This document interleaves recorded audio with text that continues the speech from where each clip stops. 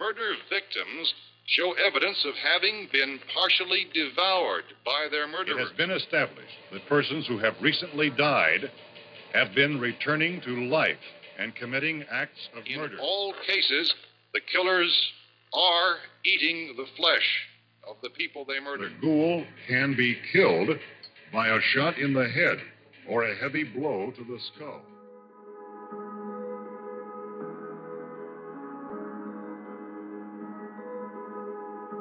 Maagang nagising si Mateo upang mag-asikaso papasok sa trabaho. Excited siya sapagkat unang sahod niya ngayong araw sa bagong pinapasukang pharmaceutical lab bilang janitor. Masaya siyang nagpaalam sa kanyang asawa. Humalik siya sa tulog nilang anak. Iniwan niya ang ATM sa kanyang misis na si Marie upang makapag-withdraw na ito at makapamili ng mga kailangan nila sa bahay. Maaga naman siyang nakarating sa kumpanyang pinapasukan. Ganado siyang nag-umpisa sa pagtatrabaho. Maselan ang kanyang pinapasukan. Kinakailangan laging malinis ang kasulok-sulukan ng bawat kwarto at hallway, sapagkat gamot ang ginagawa sa kanilang paligid. Hindi ito maaaring makontamina. Kahit na janitor, ay kailangang kumpleto sa kasuotan na animoy isang astronaut. Maya-maya pa, habang nagsasanitize sa isang laboratorio, ay may naulinigan siyang dalawang nagtatalo. Mga doktor pala ang mga ito. Hindi siya napansin sapagkat nakakubli siya sa isang sulok. Alex, hindi mo na dapat tinuloy ang eksperimento. Alam nating dalawa kung gaano ito kadelikado. Hindi pangkaraniwan ang nagiging resulta nito. Ben, ito na ang matagal nating pinapangarap. Ngayon ka pa ba atras? Ito ang magpapayaman ng gusto sa atin. May contact na ako mula sa China. Bibili nila ang produktong ito. Pare, hindi mo ba naiisip? Maaari din nilang gamitin laban sa atin yan. Malabong gawin nila yon sapagkat kaalyado na natin sila. Isa pa, ang Estados Unidos talaga ang target nila. Pero kung mangyari man yun, pwede naman tayo manirahan sa Europa. Kasama ng buong angkan natin. Pare, naririnig mo ba ang sarili mo? Iniisip mo ba kung ilang buhay ang wawasakin yung gamot na yan? Wala nang makakapigil sa akin, Ben. Matagal ko nang tinatrabaho at pinag-isipan to. Pare, wag! Napaisip si Mateo sa kanyang mga narinig. Anong klaseng gamot ang pinagtatalunan ng dalawang ito? Sinubukan niyang sumilip sa isang cubicle na kinaroroonan ng dalawang doktor. Nakita niya si Dr. Alex. Hawak-hawak nito ang isang dagang kosta. May itinurok siya sa kalunos-lunos na nilalang. Sinusubukan nitong pigilin ng isa pang doktor na si Dr. Ben. Ngunit huli na. Naitusok na nito ang likidong gamot sa daga. Tumatawa pa si Dr. Alex habang unti-unting binabalik ang daga sa aquarium. Bakas naman sa mukha ni Dr. Ben ang sobrang pagkabalisa. Tila hinihintay nito ang mangyayari sa daga. Kitang-kita ni Mateo kung papaanong magsuka ng dugo ang daga. Unti-unti itong nangisay. Maya-maya pa ay nagwala ito sa kanyang aquarium. Halos mabasag na ang kulungang salamin. Mabilis na kumaripas ang dalawang doktor papalabas ng kwartong iyon. Tuluyan nang nabasag ang kulungan ng daga. Hinabol nito ang dalawang doktor. Tila gustong kagatin ng mga ito. Naging maagap si Mateo. Agad niyang nahampas ang daga bago pa man ito abutan ng dalawang doktor. Tumalsik ng bahagya ang daga. Animoy nawalan nito ng malay. Agad naman pinindot ni Dr. Ben ang isang pulang buton. Hudyat upang maalerto ang mga security personnel at mabilis na rumesponde sa loob ng laboratorio.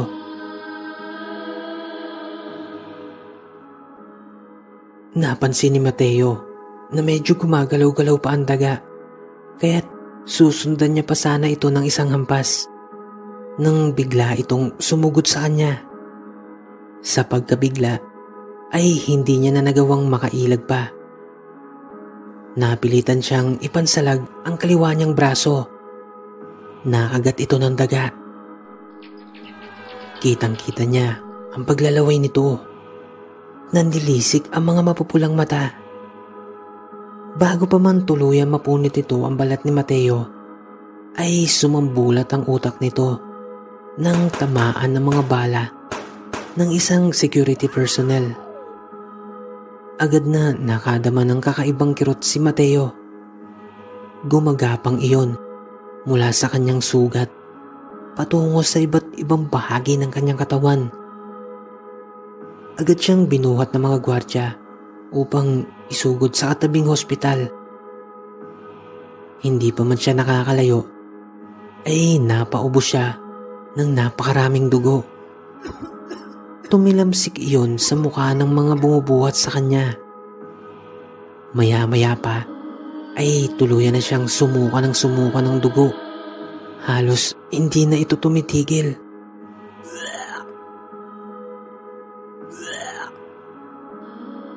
Ito na nga bang sinasabi ko, Alex eh. Paano kung kumalat to? Hindi ka kasi nakikinig sa akin. Hindi. May mali eh. Hindi dapat ganun. Sobrang agresibo naman ang daga. May mali talaga. Pero huwag ka mag-alala. Nakadevelop naman ako ng pangontra dun sa gamot na yun. Ako nang bahala, ha? Kaya natin to. Linisin natin ang kalat na nagawa natin. How dare you, Alex? Kalat natin. Kalat mo lang. Kung may nangyaring masama, ikaw lang ang sisisihin ko.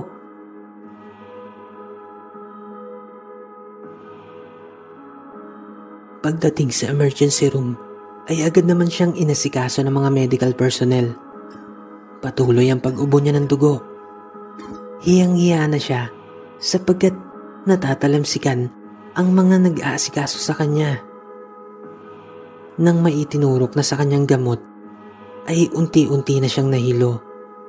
Nagdilim ang kanyang paningin bago pa tuluyang mawalan ng ulirat.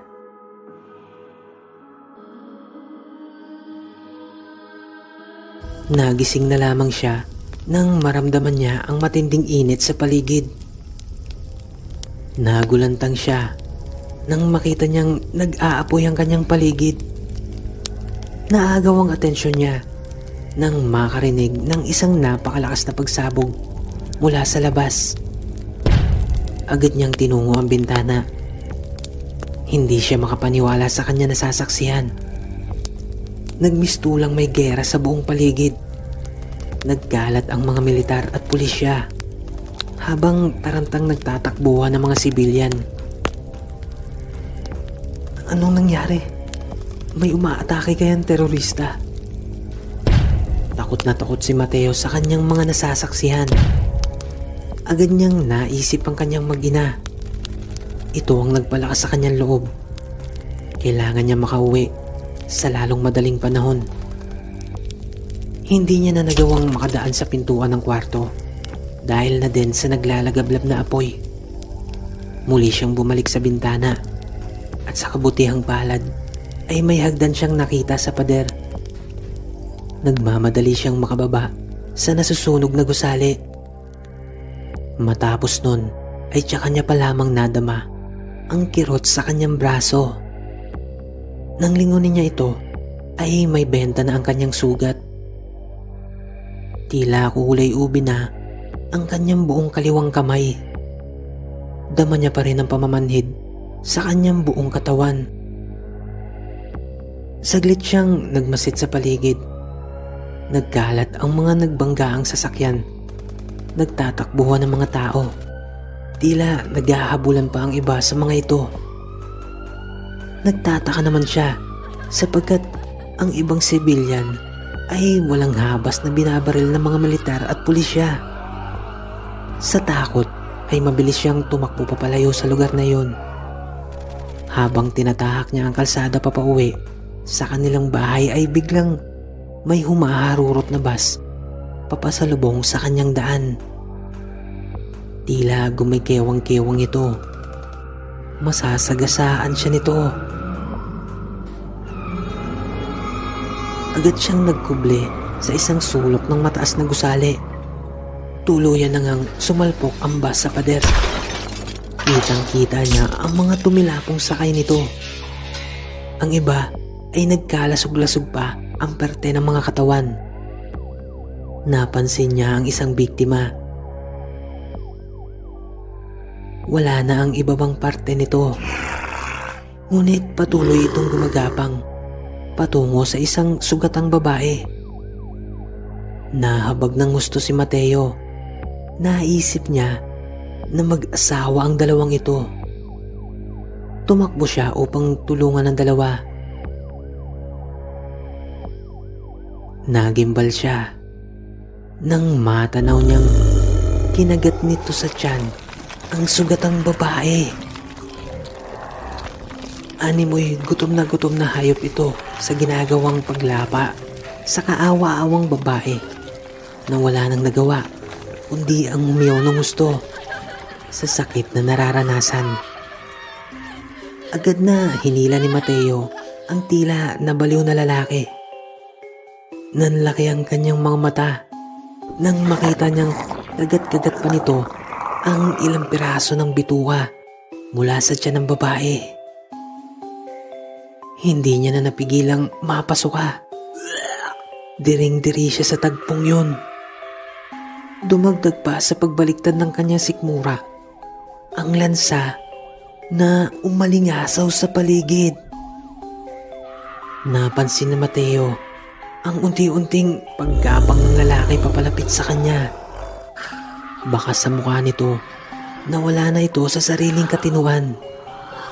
Napaatras si Mateo. Hindi niya alam ang gagawin.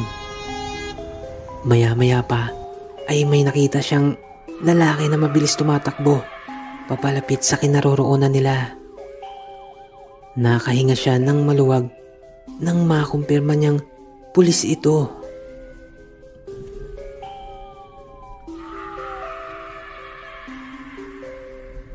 Agad niyang sinalubong ang opisyal upang ipagbigay alam ang mga nangyari. Ngunit nabakas niya sa pagmumukha nito ang iba yung takot. Nilagpasan lamang siya nito. Abot-abot ang pagtataka ni Mateo sa ikiniulis ng pulis. Pulis na siyang dapat na unang re-responde sa mga ganitong pangyayari. Nabuo sa kanyang konklusyon na may kakaibang ang nagaganap sa paligid. Malamang ay may umaataking ang terorista. O mas masaklap kung ginigera na ang bansa ng ibang lahi. Nakaramdam siya ng takot sa mga naglalaro sa kanyang isipan. Nagmamadali niyang tinungo ang isang motorsiklong nakatumba, ngunit umaandar pa. Ginamit niya yun upang mapabilis na makauwi sa kanilang tahanan. Hindi siya makapaniwala sa mga nasasaksihan sa daan.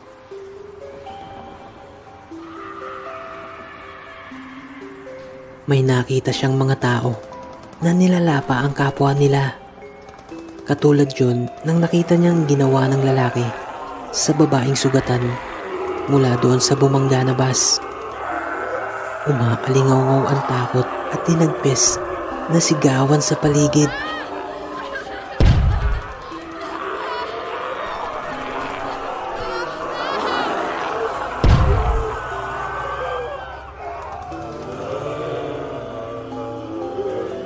Shit, totoo bang nangyayari to?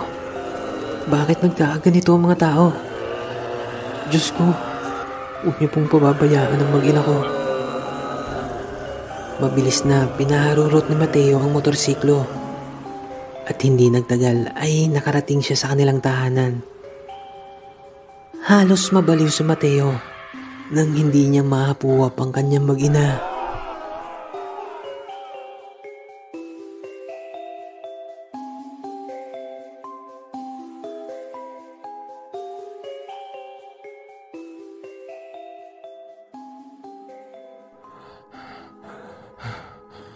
Habulin ni nga si Romeo. Muli na naman siyang binangungot. Paulit-ulit niyang napapaniginipan ang kanyang nobyang si Sonia. Hanggang ngayon ay hindi niya pa rin mapatawad ang kanyang sarili sa pagkawala ng katipan. Kitang-kita niya kung papaanong nagbaril ito sa sarili bago pa tuluyang maging isa sa mga halimaw na yon. Mga tao na kumakain ng kapwa nila tao. Halos 3 buwan na rin ang lumipas nang naganap ang virus outbreak. Hanggang sa mga sandaling ito ay hindi pa rin matukoy ang sanhi ng pinagmulan nito. Nagiging animoy mabangis na hayop ang sino mang mahawaan ng virus at kumakain ito ng laman ng tao. Kung sino man ang makagat ng isang infected ay nagiging kabilang na din ito sa mga halimaw na yon. Halimaw na mas kilala sa tawag na zombie.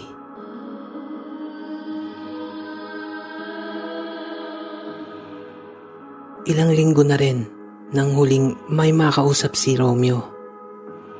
Wala na rin siyang matanaw sa labas, kundi mga palakad-lakad na zombie. Animoy naghahanap ng mapibiktima. Nanatili siya sa kanyang bahay. Selyado ang mga pinto at bintana ng kanyang 3 palapag na tahanan. Tulad ng kanyang nakagawian, tuwing umaga ay nagkakape siya sa rooftop. Patuloy siya nagbabantay sa paligid. Nagbabaka sakali na may darating na tulong o dili kaya ay may mga ilangan ng tulong niya. Armado siya ng matataas na kalibre ng baril. Yun kasi ang inuna niyang kunin nang nagkaroon ng ransak sa mall sa bayan. May isa siyang problema ng araw na yun. Paubos na ang stock niyang pagkain. Mauobliga siyang lumabas upang maghanap ng makukunan ng kanyang mga kailangan. Bago pa kumagat ang dilim ay naghanda na si Romeo. Ilang metro din ang layo ng kanyang sasakyan sa kanyang bahay upang maiwasan ang pagsunod sa kanya ng mga mabubulabog na zombie. Agad siyang nagtungo sa isang malaking supermarket sa bayan. Ngunit malayo pa lamang siya ay tanaw niya nang nasira ang pinto at mga bintanang salamin nito. Masyadong delikado kung dito siya papasok, kaya't nag-ikot pa siya sa ibang mall. Halos ganun din ang sinapit ng mga establishmentong kanyang nakikita. Patuloy siya nagmasid sa paligid. Nagbabaka sakali na may makikita siyang tao. Mistulang ghost town na ang bayan. Bayan na dati ay halos walang pahinga sapagkat hindi nauubusan ng tao sa paligid. Ngayon ay nakakabingi na ang katahimikan. Wala kang ibang maririnig maliban na lang sa mga mangilan-ngilang zombie na umuungol at lumilikha ng kakaunting ingay. Hanggang sa mga sandaling iyon ay hindi pa rin makapaniwala si Romeo. Ni sa panaginip ay hindi sumagi sa kanyang isipan na mangyayari ang mga bagay na ito balang araw. Pakiramdam niya, konting panahon na lang ay tuluyan na rin siyang mawawala sa sariling katinuan.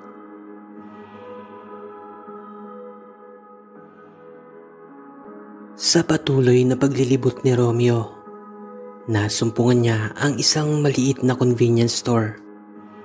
Nakababa ang roll-up ng tindahan. Nagpa siya ang binata na ito na muna ang pasukin. Mas ligtas ito kumpara sa mga supermarket na kanyang nadaanan.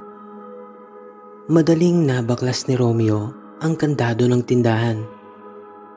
Hindi nga siya nagkamali sapagkat mukhang hindi pa napapasok ang tindahan ngayon. Mabilis siyang kumilos upang makuha ang kanyang mga kailangan. Mula sa mga pagkain hanggang sa mga basic needs ng kanyang bahay. Maingat niyang isinagawa ang mga bagay na iyon upang hindi makakuha ng atensyon ng mga zombie sa paligid. Halos mapuno ang kanyang sasakyan sa dami ng kanyang kinuha. Nagtagal din siya ng halos 1 oras sa tindahan na iyon. Matapos nun ay muli niyang isinara ng maayos ang tindahan. Balak niya pa kasing bumalik dito sakaling kailanganin ulit. Pabalik na si Romeo sa kanyang tahanan nang may natanaw siya sa daan. Isang batang babae. Umiiyak ito. Napahinto siya upang kumpirmahin kung tao pa ba ang bata. Nang makasiguro ay agad niyang nilapitan ang kalunos-lunos na paslit. Anong ginagawa mo dito? Wala ka bang magulang? Saan ka nakatira? Walang imik ang bata. Lagpasan ang titig nito sa kanya. Mabuti pa sumama ka sa akin. Delikado dito sa labas. Baka kung mapano ka pa. Huwag kang matakot, hindi kita sasaktan.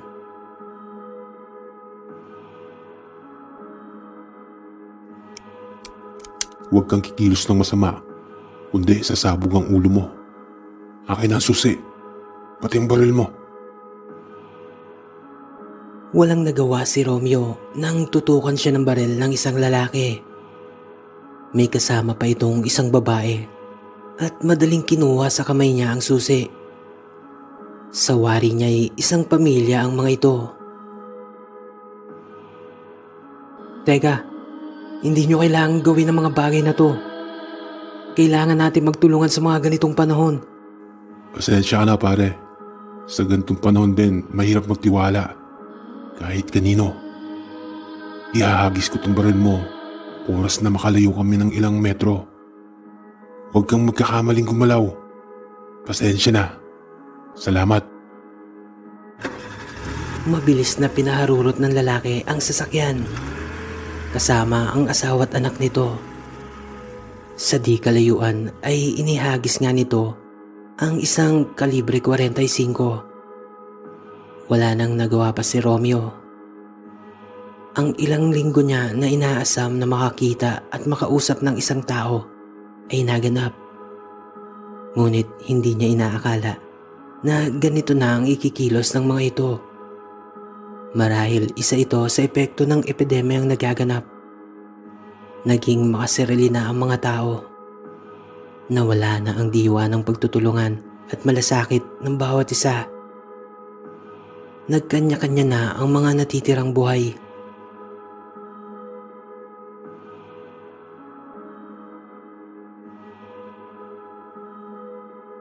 Dinampot ni Romeo ang baril.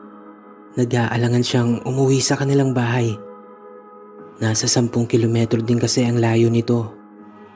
Masyadong delikado kung maglalakad siya, lalo na't madilim ang paligid. Maraming nagkalat na zombie sa daan. Agad na naghanap ng ligtas na matutuluyan ang binata. Bukas na siya gagawa ng paraan upang makauwi. Sinubukan niya ding silipin ang mga sasakyan sa paligid. Ngunit karamihan sa mga ito ay mga sira na. Baka sa mga ito ang lagim na naganap. Ang iba ay may bahid pa ng dugo. Pinasok ni Romeo ang isang bakuran. Tahimik ang paligid. Walang sinyales na may tao sa loob ng bahay. Nagpa siya ang binata na pasukin ang loob. Maingat siyang nagmasid sa paligid. Isa-isa niyang nilibot ang bawat sulok ng bahay na yon. Isang kwarto na lang ang hindi niya pa napupuntahan.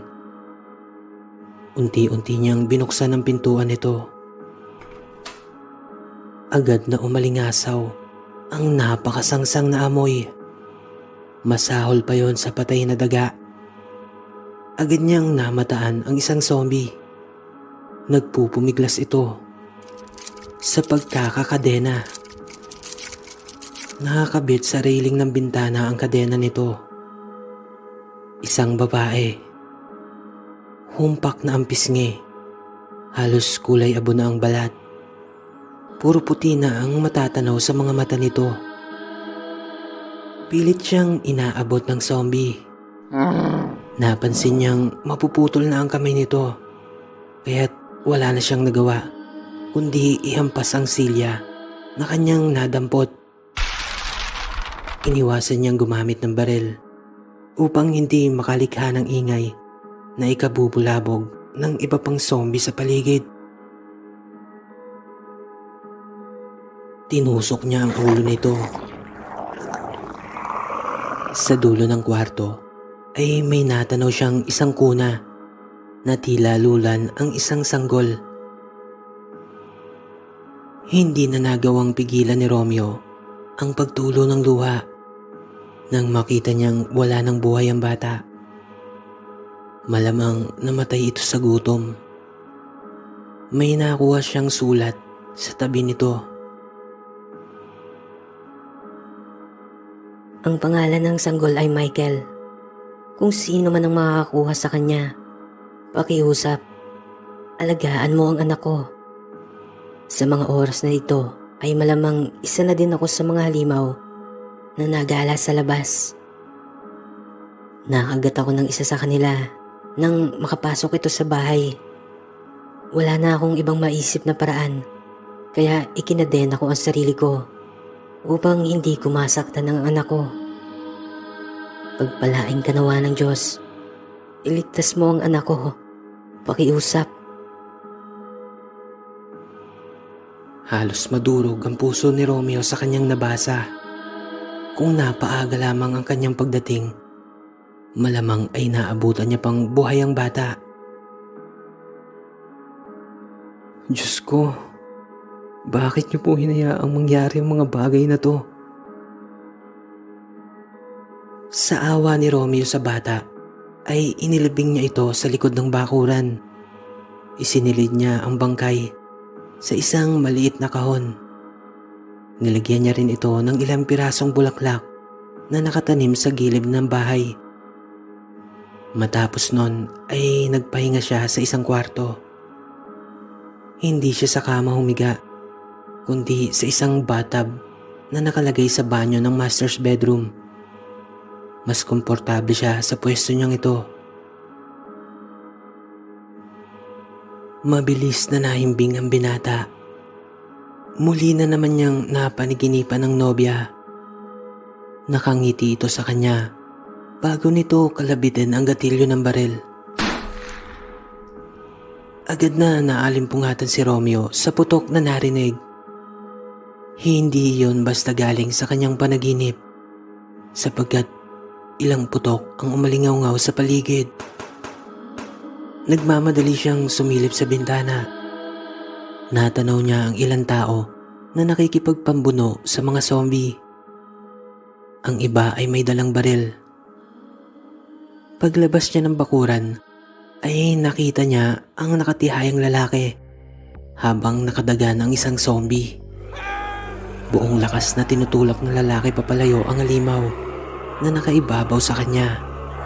Ngunit tila isang mabangis na hayop ito. Gutom na gutom. Gigil na gigil. Agad na umaksyon si Romeo. Pinagbabaril niya sa ulo ang zombie. Sumambulat ang utak nito.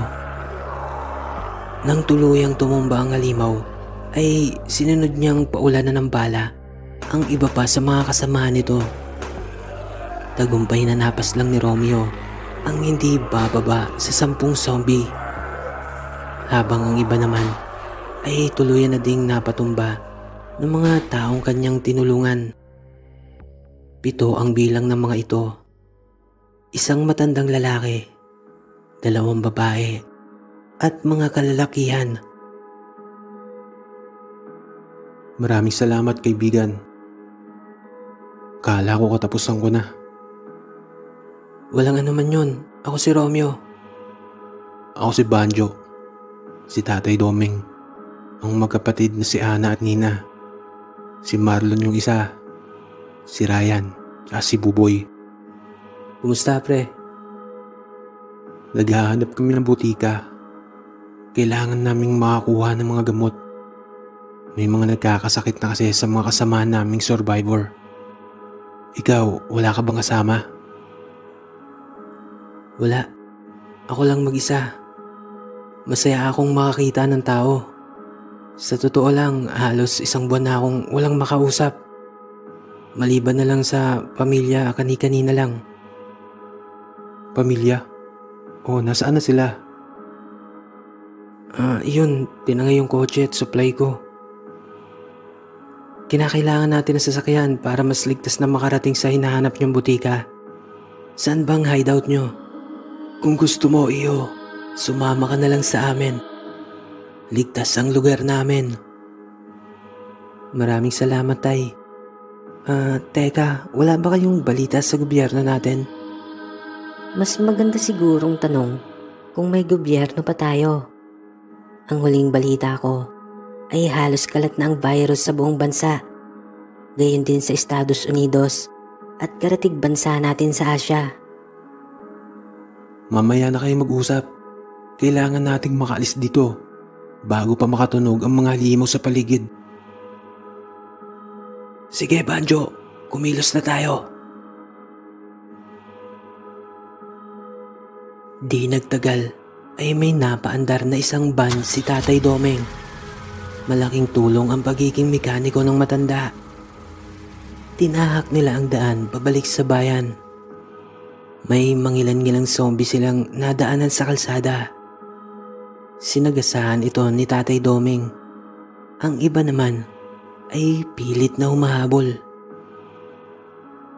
Napapansin ko habang tumatagal, parang bumibilis ang kilos ng mga zombie. Nagagawa na nilang makatakbo. Matutulin na sila ngayon, hindi katulad ng unang buwan. Hindi kaya may genetic mutation na naganap sa kanila? Habang tumatagal, lalong lumalala ang problema natin. Iniisip ko, papaano na kung tuluyan na ma-expire ang mga pagkain sa tindahan sa paligid? Karamihan sa mga hayop ay nahawaan na rin. Kailangan makahanap tayo ng isang lugar kung saan maaari tayong makapag-produce ng mga kain natin. Ilang tao ba ang meron sa hideout nyo? 35 ang bilang namin lahat, kasama ang mga bata. Tama ka, Romeo. Hindi tayo pwedeng magtagal sa lugar nito. Nang marating nila ang drugstore, ay maingat nilang pinasok ito. Agad namang kinuha ng magkakapatid na Ana at Nina ang mga gamot na kailangan nila.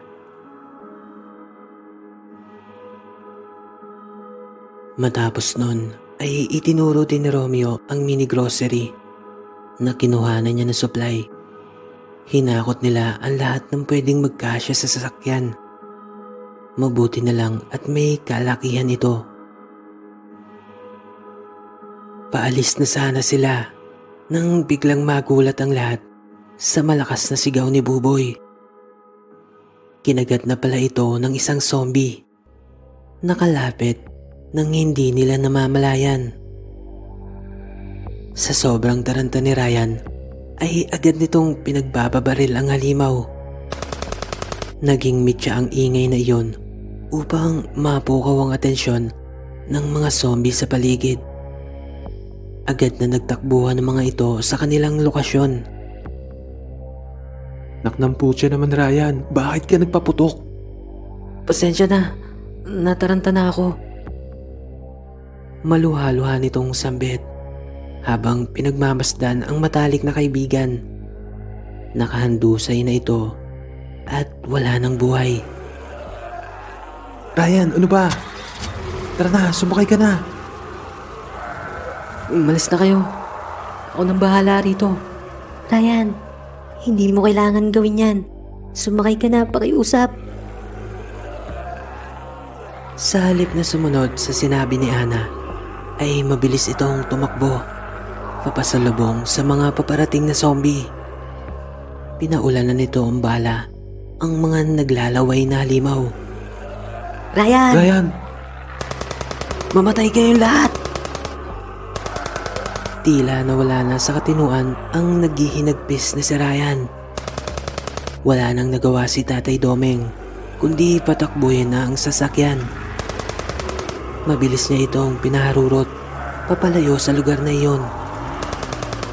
Nakita nila kung paanong nakipagsabayan ang binata sa mga papasugod na halimaw. Walang habas itong nagpapaputok ng barel. Maya-maya pa ay nakarinig na lang sila ng isang napakalakas na pagsabog. Nanaig ang katahimikan sa loob ng sasakyan habang ang dalawang magkapatid na babae ay mahinang umihikbi. Maya-maya ay binasag na ni Banjo ang katahimikang iyon. Wala na tayong magagawa. Respeto na lang natin ang desisyon ni Ryan. Alam naman natin na halos magkapatid na ang turingan nilang dalawa ni Buboy. Marahil hindi niya matanggap ang sinapit ng matalik na kaibigan. Hindi nagtagal ay narating na nila ang hideout nila Banjo. Nagulat ang lahat nang patakbong niyakap ng isang babae si Romeo. Romeo, buhay ka. Ate Marie, mabuti naman at ligtas kayong mag-ina. Teka, nasan si Kuya Mateo? Ang kuya mo, Romeo. Hindi na siya nakabalik galing trabaho. Hindi ko na alam kung ano nangyari sa kanya. Umiiyak na yumakap si Marie sa kapatid ng kanyang asawa. Magkahalong saya at lungkot ang nadarama niya sa mga oras na yon. Gayon din si Romeo. Masayang masaya ang binata na makitang buhay ang hipag at kanyang pamangkin. Ngunit nalungkot din siya nang hindi niya makita ang kanyang kuya na si Mateo. Banjo, kumusta lakad nyo? Sino siya? Nasaan si Buboy at Ryan? Bakit iba na ang sasakyan na dala nyo? Sunod-sunod na tanong ni Carlos, nakatatandang kapatid ni Banjo. Siya ang tumatayo bilang leader ng grupo ng mga survivor na nakauble sa gusaling iyon.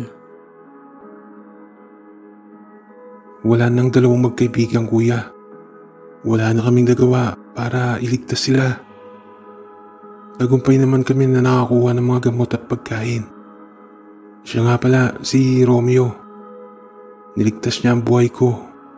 Siya din ang tumulong sa amin para makuha ang mga bagay na kailangan natin. Nasabugan kasi ng gulong yung dala naming kotse, kaya napilitan kaming maghanap ng ibang sasakyan. Maraming salamat, Romeo, sa ginawa mong tulong sa kanila. Welcome ka dito sa lugar namin. O nga pala si Carlos, ang tumatayong pinuno ng mga survivor dito. Walang anuman yung kaibigan. Gusto ko rin magpasalamat sa inyo sa pagkupkup nyo sa hipag at pamangking ko. Sa ganitong panahon, mas kailangan nating magtulungan upang manatili tayong buhay. Oo naman, Romeo. Kahit sinong nangangailangan, basta hindi infected, malugod naming tatanggapin sa lugar na to. Sa tuwa ni Romeo ay niyakap niya ang pinunong si Carlos. Ang buong akala niya ay wala na ang tiwa ng malasakit at pagtutulungan sa sangkatauhan. Mayroon pa palang natitirang may mga mabubuting hangarin para sa kanilang kapwa. Kung hindi sana tayo dumaan sa convenience store na yun, malamang buhay pa yung dalawang magkaibigan. Marlon, huwag na tayong magsisihan pa. Alam naman natin na kailangan din natin ng mga supply na yon. Paubos na yung pagkain na nakaimbak natin. Kaya kailangan din natin talagang dumaan sa tindahan na yon. Isang masamang tingin na lang ang pinakawalan ni Marlon patungo kay Romeo. Bago ito naglakad papalayo. Nung una pa lang ay hindi niya na ito kursunada. Si Romeo ang sinisisi niya sapagkat ang binata ang nagturo sa tindahan kung saan nakagat si Buboy at nasundan ng kamatayan ni Ryan. Tara Romeo, kumain na muna tayo.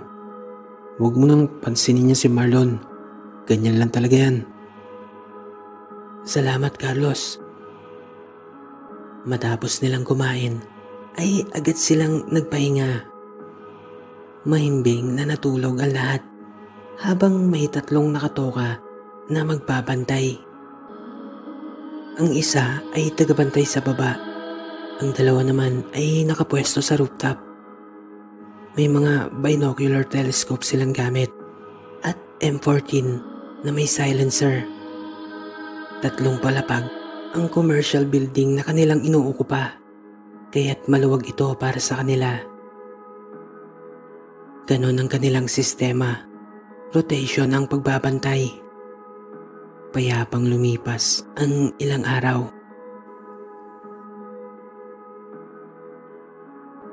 Isang umaga ay may nasagap na tawag ang kanilang radyo.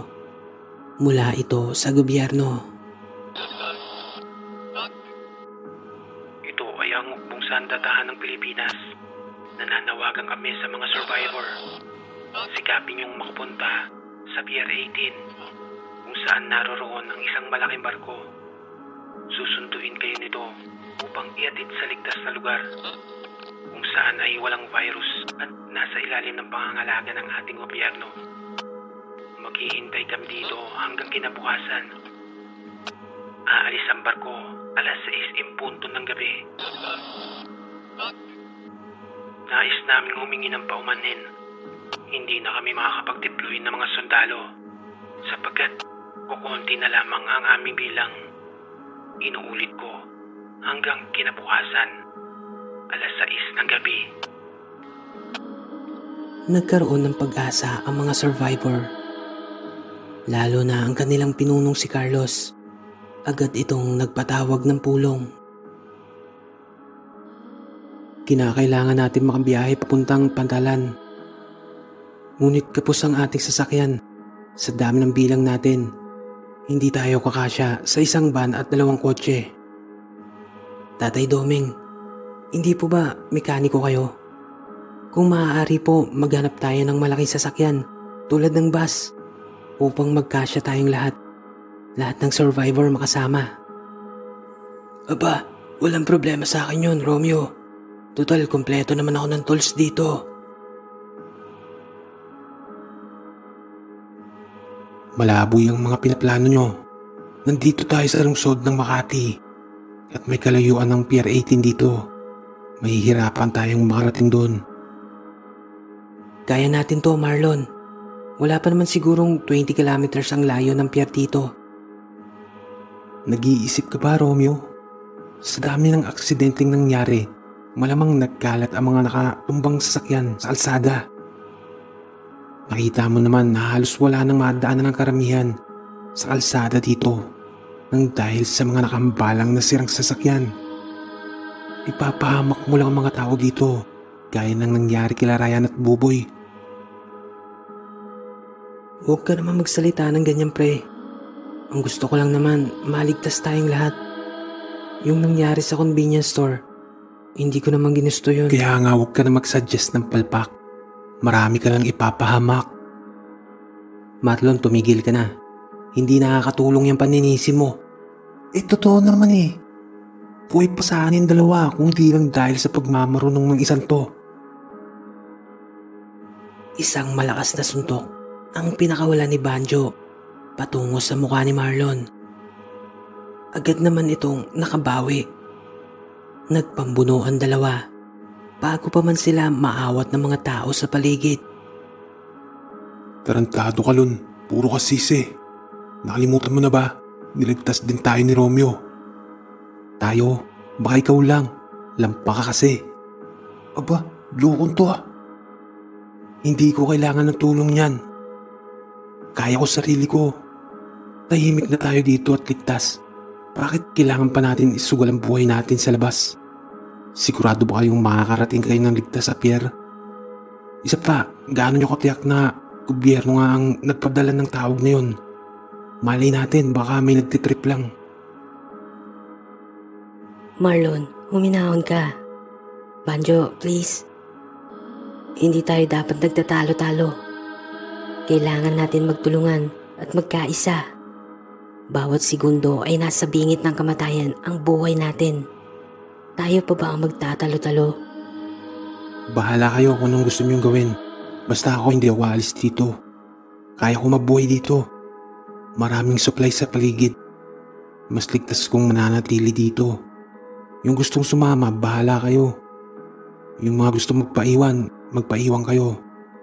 Mag-isip-isip na kayong lahat kung gusto niyo pang mabuhay o mapaaga. Padabog itong umalis sa pulong habang ang iba nilang kasamahan ay nagkanya-kanya ng bulungan. Halatang marami ang nag-aalangan sa binapalak nila. Marahil ay napukaw ang kanilang isipan sa mga sinabi ni Marlon. Hindi nagtagal ay nahati sa dalawa ang dating may pagkakaisang mga survivor. Mas maraming pumanig kay Marlon na nais magpaiwan. Takot ang mga ito na sumugal. Sugal na kung saan buhay ang nakataya. Nagkaroon ng pagkabahabahagi at pagkakanya-kanya.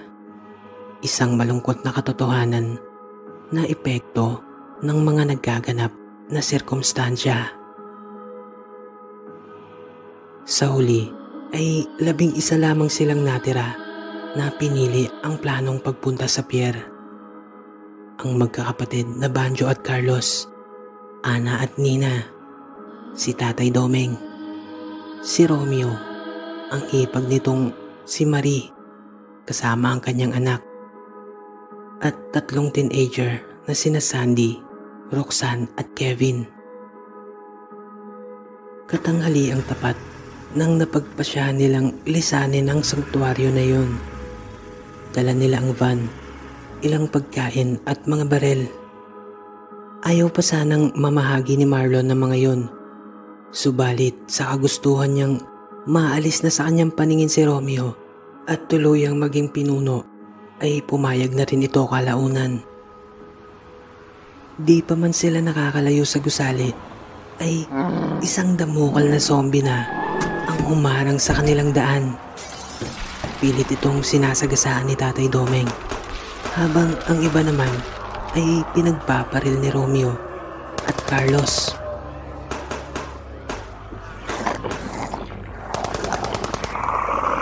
Habang papalayo sila, ay tinatanaw sila ng mga naiiwang kasama. Mga hangal, tingnan lang natin kung magtagumpay kayo sa katangahan nyo. Kayo, tama ang naging desisyon nyo na makinig sa akin. Tignan nyo sila. Hindi magtatagal, magiging zombie na yung mga yan. Napahanga kay Marlon ang mga naiwang survivor. Naisip nila na tama nga ang bago nilang pinuno. Mas ligtas sila sa pamumuno nito. Sa di kalayuan ay nagpatuloy ang paglaban ng grupo nila Romeo sa mga zombing nakaharang. Nahirapan sila ng gusto bago pa man makalagpas sa ilang daang zombing humahabol sa kanila. Nang makarating sila sa bandang Buendia ay napilitan silang humanap ng ibang daan. Tama ang spekulasyon ni Marlon. Wala nang madaanan sa kalsada sapagkat nagkalat ang mga nakahampalang na sasakyan. Napunta sila sa EDSA. Sa kabutihang palad ay medyo may kaluwagan ang daan. Ngunit halos hindi mabilang ang zombie na nagkalat doon. Halos mabaklas na ang bumper ng sasakyan nila. Punong-puno na rin ng dugo ang windshield. May mga ilang piraso ng laman galing sa mga zombing kanilang nasagasaan. Sa loob ay patuloy ang pag-iyak ng mga kababaihan habang ang mga kalalakihan naman ay patuloy na lumalaban. Huwag kayong matakot. Manalig at manalangin kayo. Hindi tayo pababayaan ng Diyos. Tama si Romeo, mga iya. Huwag kayong magpanik. Oras din ang tumagal bago sila makalagpas sa Rojas Boulevard. Halos panawan sila ng pag-asa nang makarating sa bandang Fort Santiago. May mga nakatumbang container van. Nakaharang ang mga ito sa kalsada bago pa man makasapit sa Rojas Bridge. Sa kabutihang palad ay nasa malayong distansya ang mga zombie. Hindi natunugan ng mga ito ang kanilang pagdating.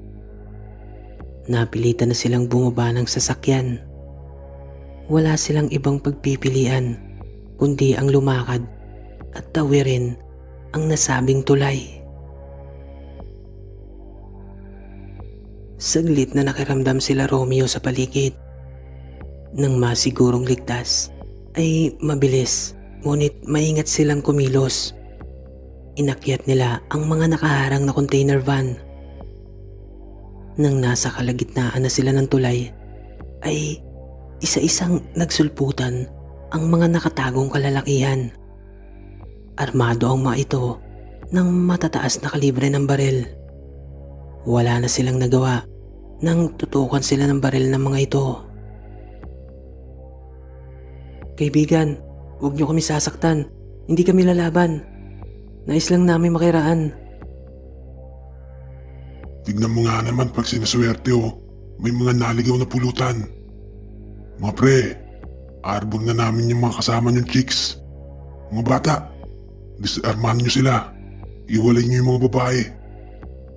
Teka pare, may barko ng gobyerno naghihintay sa Pier 18. Dadalhin nila tayo sa ligtas na lugar. Hindi nyo kailangan gawin ang mga bagay na to. Gobyerno? Ako ang gobyerno sa lugar na to. Bakit pa ako magpapasakop sa kanila? Gayong ako ang hati dito. Iniwan nga nila kami sa loob ng pihitan Tapos sabihin mo ililigtas. Nagpapatawa ba? Romeo, mukhang mga pugante ang mga ito. Hindi sila makikinig sa atin.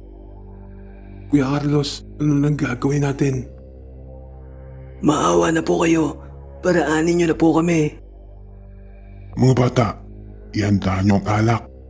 Magsasaya tayo. Bago pa man makalapit ang mga armadong lalaki upang disarmahan sila, ay matapang na sumugal si Carlos. Naghagis siya ng ilang granada sa mga container van na nakaharang sa tulay. Dahilan upang mahawi ang mga iyon ng bahagya. Kasabay ng malakas na pagsabog ay ang pagpukaw sa atensyon ng mga zombie sa paligid. Tarantrado ka! Anong ginawa mo? Hahaha, sama-sama na tayong mamamatay. Kuya, hindi! Halos tumigil ang mundo ni Banjo nang makita niya ang pagbuwal ng kanyang pinakamamahal na kapatid. Maaga silang naulila sa mga magulang. Ito na halos ang tumayong ama't ina niya mula ng pagkabata. Ang Kuya Carlos niya. Ang kanyang sandalan, takbuhan at sumbungan. Lalo na sa mga panahon na may umaapi sa kanya. Nangako sila sa isa't isa na walang iwanan. Sabay silang tatanda. Sa pagkakataong ito, mukhang hindi umaayon ang tadhana sa kanila. Dumagsa ang mga zombie na nasa paligid. Lahat ito ay papalapit sa kanilang lokasyon. Wala nang nagawa ang mga armadong kalalakihan kundi ang makipagsabayan at protektahan ang lugar na itinuturing nilang kaharian. Mga hayop kayo! Kuya, bakit mo nagawa yun? Banjo, tumakas na kayo. Iligtas mo ang mga kasamahan natin. Pilitin niyong mabuhay. Ipangako mo, mabubuhay ka. Hindi kita iiwan, kuya. Banjo, makinig ka. Kailangan nyo na magmadali. Papalapit na sila. Kuya, huwag kang madaya. Huwag kang bibitaw. Pakiusap. Shit! Halos masiraan ng bait si Banjo nang tuluyang malagutan ng hininga ang kapatid sa mismong bisig niya. Walang habas itong nagpaputok ng baril.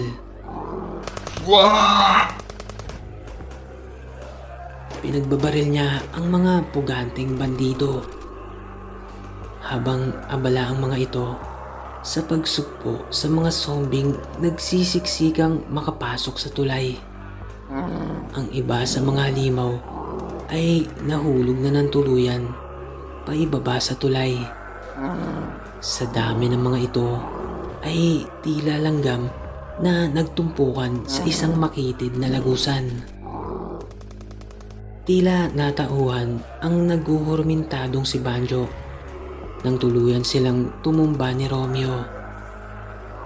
Dinamba pala siya ng binata upang iligtas sa isang kalaban na nasa kanyang likuran.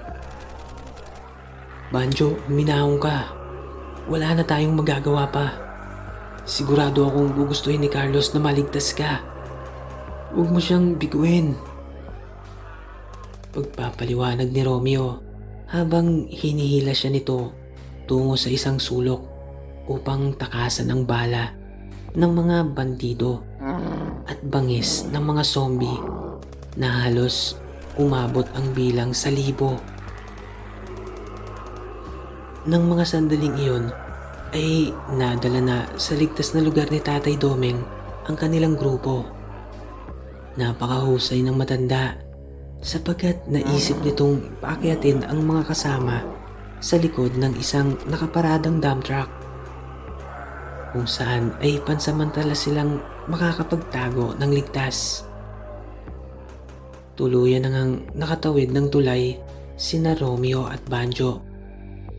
Nasa 100 metro na ang layo nila nang maulinigan nila ang boses ni Tatay Domeng. Romeo! Banjo! Dito! Agad silang umakyat sa gilid ng truck kung saan ay may maliit na built-in na hagdan tungo sa bubong ng ulo ng truck. Ligtas silang nakapagtago doon. Patuloy pa rin umaalingaw-ngaw ang mga putukan at pagsabog sa tulay. Halos nakakabingi din ang sigawan ng mga zombie. Nakakapangilabot ang bawat ungol ng mga ito. Ilang minuto din ang lumipas bago pa man humupa ang mga pagsabog at putukan. Natira na lamang ang mga ungol at mga hiyawan sa paligid. Animoy mga kinakatay na naghihiyawan. Hiyaw na masasabi mong dumaranas ng ibayong sakit at hapde. Sa isang sulok ay nakayukong humihikbi si Banjo. Hindi na nakatiis si Nina, kaya't nilapitan niya ang binata. Niyakap niya ito. Banjo, nandito lang kami. Salamat, Nina. Ang kuya. Iniwan niya na ako. Hindi lang ikaw ang iniwan ni Carlos, kundi kami rin. Nakatatandang kapatid na rin ang turing namin sa kanya. Hindi ko makakalimutan kailanman kung papaano niya kami iniligtas magkapatid. Kinalinga at itinayo niya ang sanktuaryo. Hindi ko kasi matanggap na sa ganun lang mamamatay ang kuya ko. Napakabuti niyang tao eh. Sinayang lang ng mga kriminal na yun ang buhay niya. Banjo, anak. Makinig ka sa akin.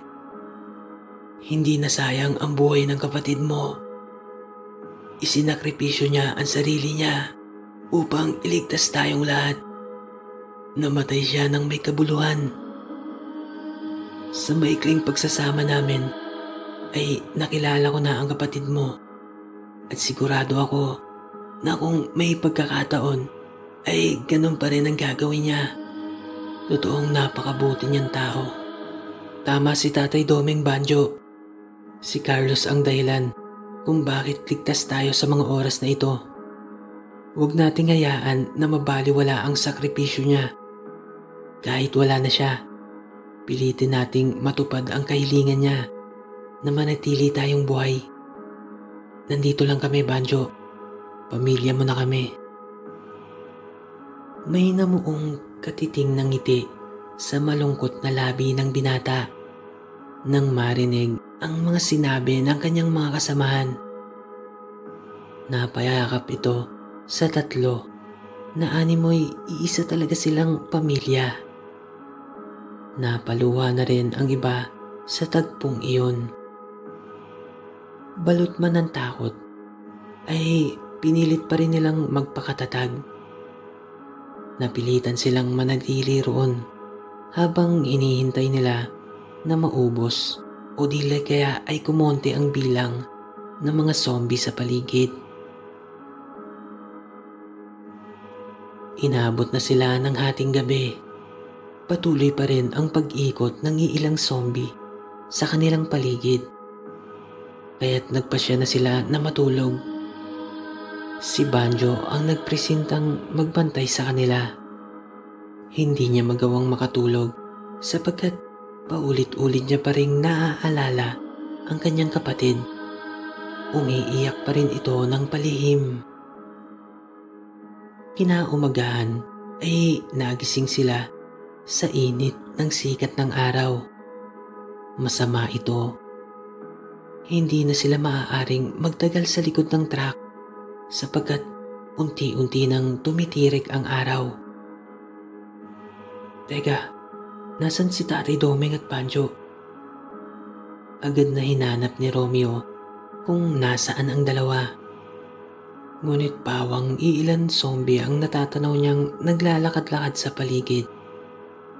Hindi niya makuhang sumigaw sapagkat paniguradong mapupukaw ang atensyon ng mga ito.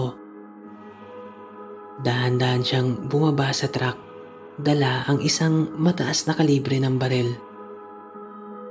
Nakahinga naman siya ng maluwag nang makita niyang nasa ilalim pala ng sasakyan ang matanda. "Oh, Tay, ba't nandiyan ka? Anong ginagawa mo dyan? Nasaan si Banjo?" "Shh, Romeo, pumasok ka dito. Halika rito sa ilalim. Baka makita ka ng zombie dyan. Ayun si Banjo sa kabilang sasakyan. Pinakuha ko siya ng baterya. Baka sakaling mapaandar natin ang truck na ito. Mas ligtas tong gamitin. Tutal, maluwag ang kalsada dito." Sa di kalayuan ay natanaw niya ngang pabalik na si Banjo. May dala itong baterya ng sasakyan. Maingat itong kumikilos papalapit sa kanila. Ilang sandali pa ay nagulantang sila sa isang napakalakas na pagsabog. Nagmumula iyon sa di kalayuan. Nataranta ang mga zombie sa paligid. Animoy mga langgam ang mga ito na nakaamoy ng matamis na pagkain. Kumpul-kumpul itong nagtatakbuhan patungo sa pinagmulan ng ingay na kanilang narinig. Ilang minuto pa silang naghintay sa ilalim ng truck hanggang sa tuluyan ng maubos ang zombie sa paligid. Wala nang inaksayang sandali ang tatlo. Sinubukan nilang paandarin ang truck. Mga ilang segundo pa bago ito tuluyang umandar. Agad nilang inilipat ang mga kababaihan sa loob ng truck kasama ang batang pamangkin ni Romeo. Habang si Tatay Doming ang nagmamaneho ay nasa ibabaw ng truck sila Banjo, Romeo, Sandy at Kevin.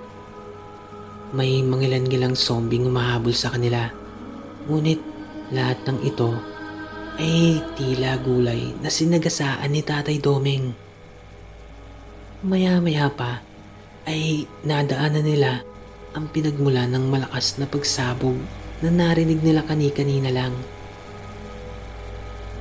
Natulala si Romeo nang makita ang kotse niya. Nakataob na ito at nag-aapoy ang makina.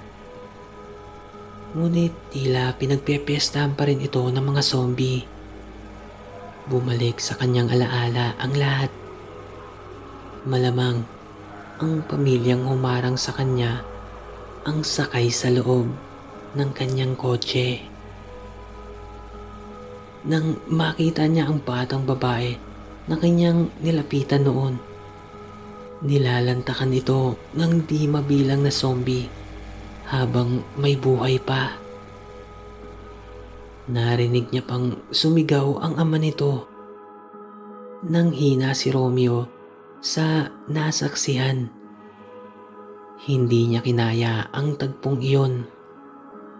Sa kabila ng ginawa sa kanya ng pamilyang ito, ay nangibabaw pa rin ang awa niya, lalo na doon sa batang babae.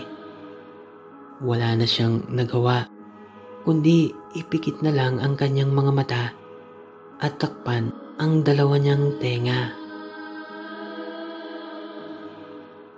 Oh, Romeo, bakit? Wala.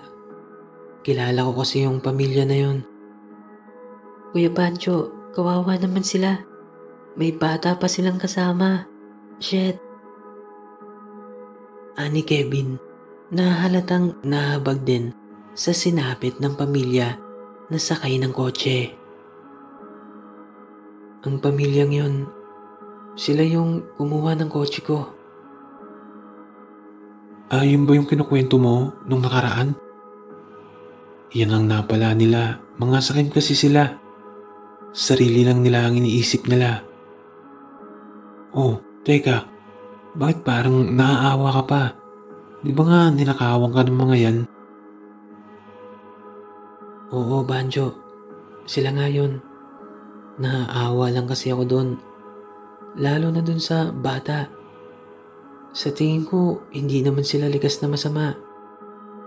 Napilitan lamang siguro sila na gawin ang mga bagay na yun. Kasi no choice na sila. Hindi ko rin sila masisisi. Marahil ay nakaranas din sila ng hindi maganda sa ibang survivor. Siguro po, narinig din nila yung panawagan ng gobyerno. Kaya't sinikap din nila na makapunta sa pier. Marahil ganun na nga, Kevin.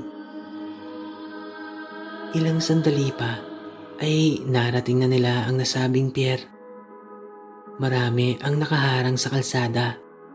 Ngunit sa laki ng sasakyan na dala nila ay madali itong nahawi ng daanan ito ni Tatay Doming. Sa di kalayuan ay tanaw na nila ang isang malaking barko. Barkong pandigma na may watawat pa ng Pilipinas. Maya-maya pa ay may biglang sumulpot na isang kotse mula sa kabilang gilid ng mga nakahanay na container van. Humaharurot ito habang kinukuyog ng humigit kumulang 10 zombie. Ang iba ay nakasampa na sa bubong nito. Ilang sandali pa ay tuluyan na itong bumangga sa isang konkretong pader. Malamang ay hindi na nakita ng driver nito ang daan sapagkat nakaharang ang ilang zombie sa windshield ng sasakyan. Walang inaksayang oras si Romeo. Agad siyang bumaba ng truck at tumakbo papalapit sa naaksidenteng kotse nang tuluyang makahinto si Tatay Doming sa di kalayuan. Romeo, hintayin mo ko. Bilisan mo, Banjo. Kailangan nila ang tulong natin. Hoy! Mga limaw, dito! Tagumpay si Romeo sa pagkuha ng atensyon ng mga zombie. Mabilis na nagtakbuhan ng mga ito papalapit sa kanya. Bago pa man nun ay nakuha ng magtago ni Banjo sa gilid ng container van. Habang nilalansi ni Romeo ang mga halimaw, ay sinamantala niya na makalapit sa kotse upang tulungan ang mga sakay nun. Mabilis namang tumakbo si Romeo pabalik sa nakaparada nilang sasakyan. Tatay Domeng, ngayon na! Nakuha agad ng matanda ang gustong mangyari ni Romeo. Mabilis niyang pinarurot ang dump truck papasalubong sa mga hayok na halimaw.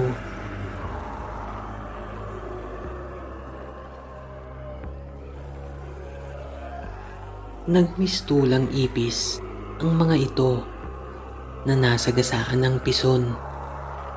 Ang iba ay tumilapon na hiwa-hiwalay ang parte ng katawan. Ang iba naman ay nakalagkad hanggang sa magkaturog-turog ang mga butot laman ng mga ito. Tagumpay ang ginawa nila. Agad nilang nilapitan ang kotse. Doon ay nakita nila ang isang lalaki at babae. Halos lantang gulay na ang lalaki. Hindi na ito makausap ng maayos. Habang ang babae naman ay wala ng malay. Agad nilang binuhat ang dalawa at isinakay sa truck.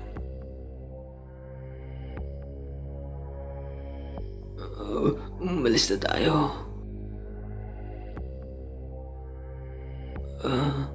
Umalis na tayo. Wala nang sundalo dito. Pre, saglit lang. Hindi ko maintindihan sinasabi mo. Huwag kang mag-alala. Kami na bahala sa inyo. Agad silang nagtungo kung saan naroroon ang barko. Nagtataka sila sapagkat nakababa na ang hagdan nito. Ngunit ni isang sundalo ay walang sumasalubong sa kanila. Sa di kalayuan ay natanaw nila ang isang ilaw. Animoy kinakaway ng isang tao ang flashlight na hawak nito. Hindi nila masyadong marinig ang sinasabi nun sapagkat nasa ilang daang metro din ang layo nila. Nasa taas ito ng isang lumang gusali.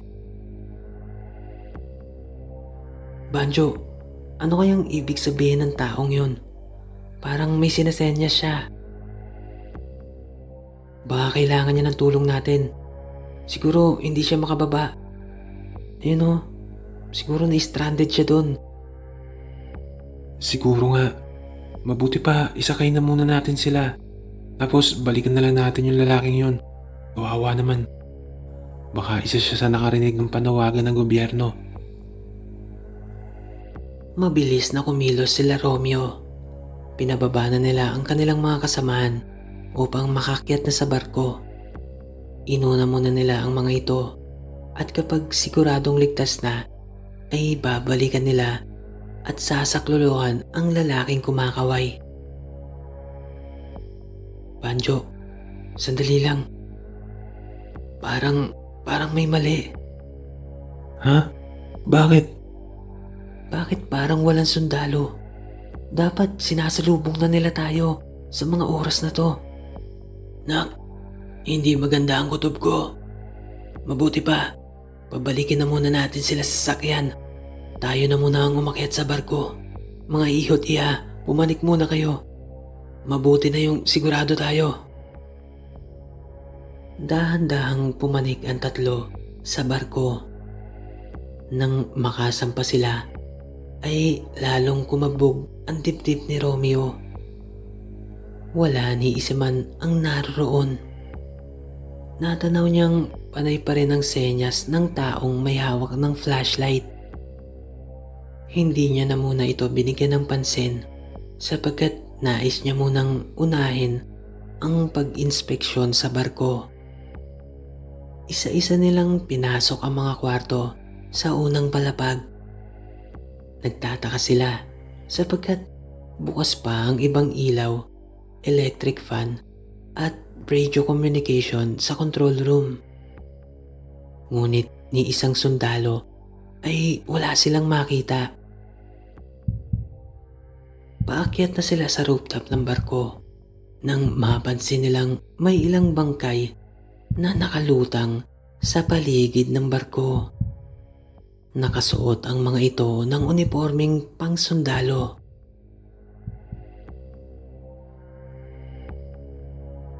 Nagpatuloy sila sa pag-akyat sa taas at bago pa man nila maitapak ang mga paa sa huling baitang ay bumakas ang mga ngiti at pag-asa sa kanilang mga muka nang makita nila ang grupo ng mga sundalo. Nasa humigit kumulang 100 ang bilang ng mga ito. Nakatalikod silang lahat at tila nagpupulong. Napahinto si Romeo at iniharang ang dalawa niyang kamay sa kanyang mga kasama.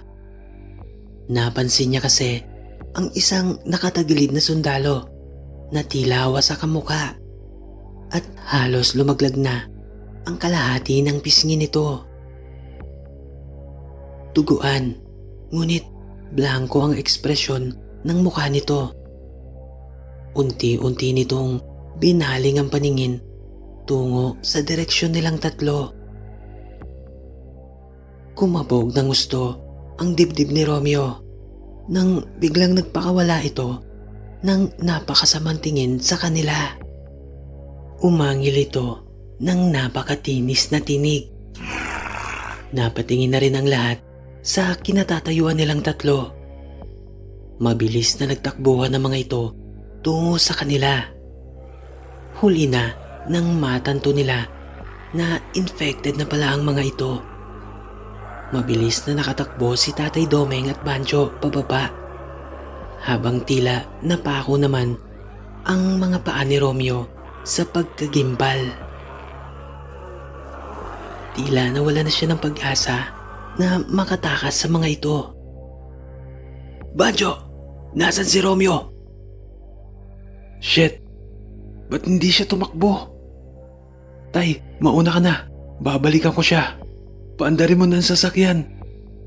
Kapag hindi kami nakabalik agad, umalis na kayo.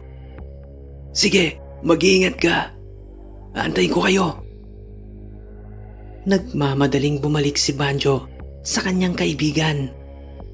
Nakita niya na nakatulala pa rin ito. Sa kabutihang palad ay may kalayuan ang distansya ng mga zombie mula sa hagdan, kaya't hindi agad-agad makakarating ang mga ito sa kinatatayuan ni Romeo. Wala nang oras. Ilang metro na lang ang layo ng mga halimaw at tuluyan na silang malalantakan ng mga ito. Agad na nagbato ng 2 granada si Banjo sa kinaroroonan ng mga zombie. Bago pa man niya mahila ang kaibigan, ay tumalsik na ito sa kanya. Sanhi ng puwersang nagmula sa pagsabog ng granada. Nagpagulong-gulong sila paibaba ng hagdan, habang ang ibang zombie ay tuluyan ng nalasog. Ngunit marami pa rin sa mga ito ang nakaligtas sa malakas na pagsabog na iyon. Muli itong nagtakbuhan patungo sa kanila. Halos mawala ng malay si Romeo sa mga natamong galos mula sa granada at pagkakahulog sa hagdan. Mabilis siyang tumayo, ngunit agad siyang nabuwal nang maramdaman niyang halos wala ng lakas ang kanyang mga tuhod. Natanaw niya ang isang malaking sugat sa kanyang kanang binti. Manhid na ito, kaya't hindi niya agad napansin yun. Natanaw niyang mabilis na nag-uunahang bumaba sa hagdanan ang mga zombie. Agad niyang binunot ang kalibre 45 sa kanyang tagiliran. Kinasan niya ito at pumikit habang dahan-dahang sinubo ang dulo ng baril. Saglit niyang inalala ang kasintahang si Sonia. Gantong-ganto ang tagpo noong isang beses na nakorner sila ng mga zombie. Tulad ng ginawa ng kanyang katipan ay mas mamatamisin niyang kitilin ang sariling buhay kaysa maging isa sa mga halimaw na ito.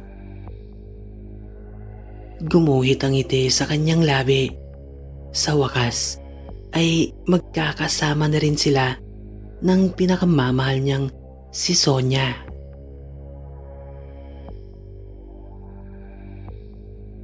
Matatapos na ang kanyang paghihirap, akmang kakalabitin niya na ang gatilyo nang mabilis na tinabig ni Banjo ang kanyang kamay, sabay buhat sa kanya. Romeo, nasisiraan ka na ba? Huwag kang mag-aksaya ng bala. Doon mo iputok yan sa mga limaw. Huwag sa sarili mo. Oo.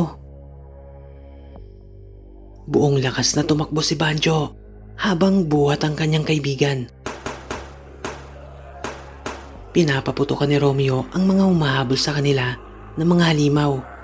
Nang matanaw iyon ni Tatay Domeng ay agad nitong inatras ang sasakyan tungo sa gilid ng barko. Huwag na kayong bumaba ng hagdan. Tumalo na kayo sa likod. Bilisan nyo. Buong lakas na inihagis ni Banjo si Romeo patungo sa likod ng dump truck.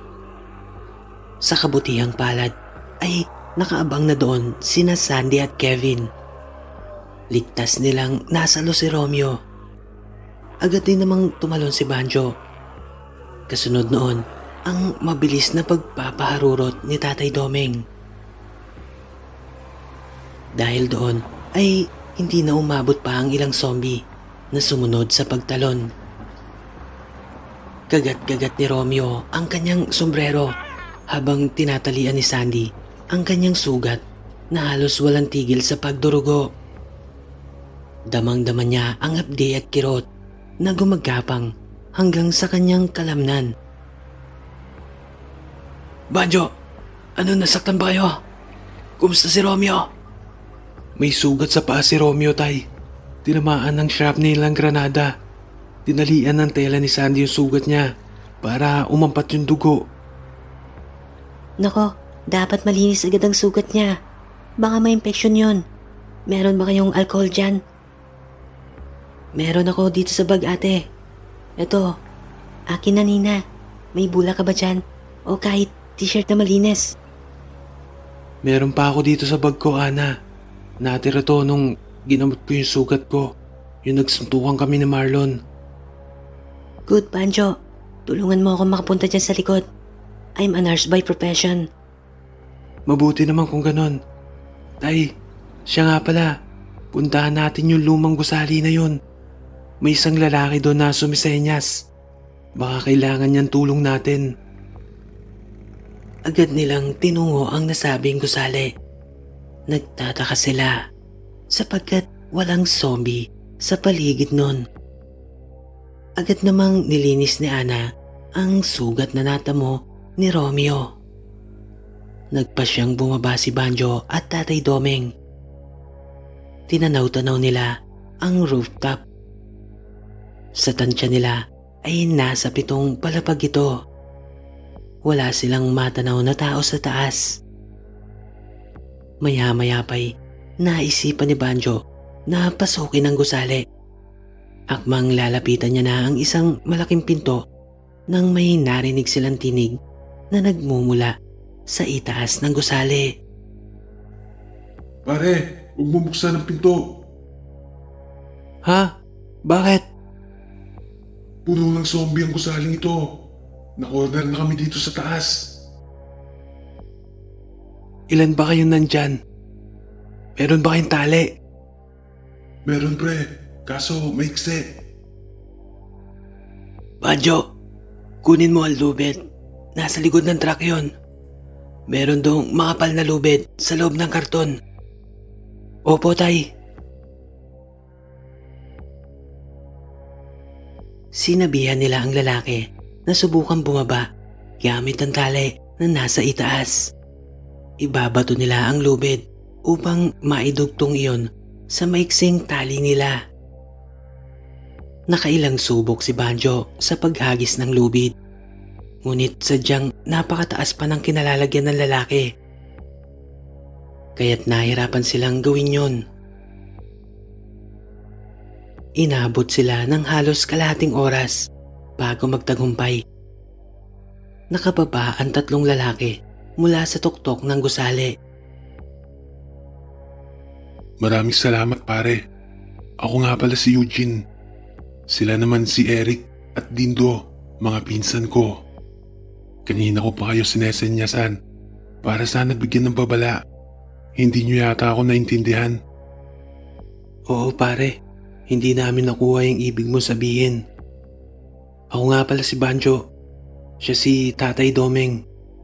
Yung iba naming kasama nasa truck. Naparito kami sapagkat narinig namin ang panawagan ng gobyerno. May alam ba kayo sa kung ano nangyari rito? Mabuti pa, doon na lang natin sa truck pag-usapan. Mahirap na. Baka biglang dumagsana naman ang mga limaw. Matapos magpakilala ng 3 sa grupo nila Romeo, ay nag-umpisa ng maglahad si Eugene tungkol sa naganap sa Pantalan. Isa rin pala siya sa nakarinig ng panawagan ng gobyerno. Ilang oras matapos marinig ang panawagan ay agad silang nagtungo sa pier. Sinalubong sila ng ilang sundalo at nakasampa sa barko. Gayon din ang iba pang survivor na maagang nakarating sa Pantalan.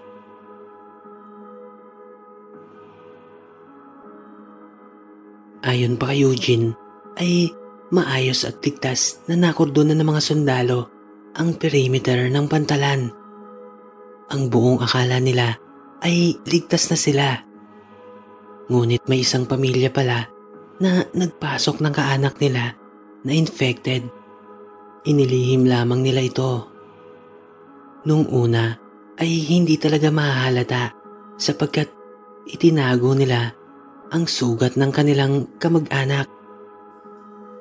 Bata kasi ang biktima at hindi kayang iwan yon ng basta-basta, lalo na ng mga magulang nito.